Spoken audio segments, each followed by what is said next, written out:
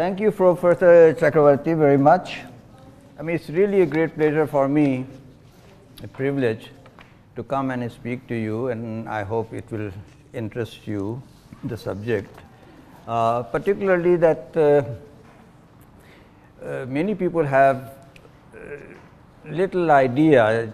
I mean, they know about the influence of English literature, English studies on various Indian literatures, but because English studies have generally been concerned with the greats, with the classics, and have generally neglected the more popular literature. And therefore, most studies have little idea of what actually was read by budding authors, writers of India at the turn of the century. They were not reading, for example, in the case of Urdu writers, they were not reading Dickens at all. Whereas Dickens is, of course, one of the greats in the departments of English here and abroad. The Urdu writers, budding writers, and for that matter, many Bengali budding writers and many Marathi budding writers and Kannada writers, they were all reading George GWM Reynolds. And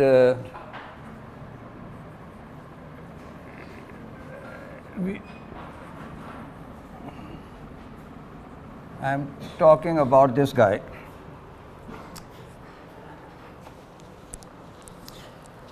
So that's why I thought this would be a fine, good opportunity for me to come and speak to you and describe to you how this particular author influenced so much the early development of a novel in Urdu. I make the point that we have a whole lot of manuscript literature available that is in verse form in Urdu, but very little prose exists in manuscript forms. And it's clear to me that that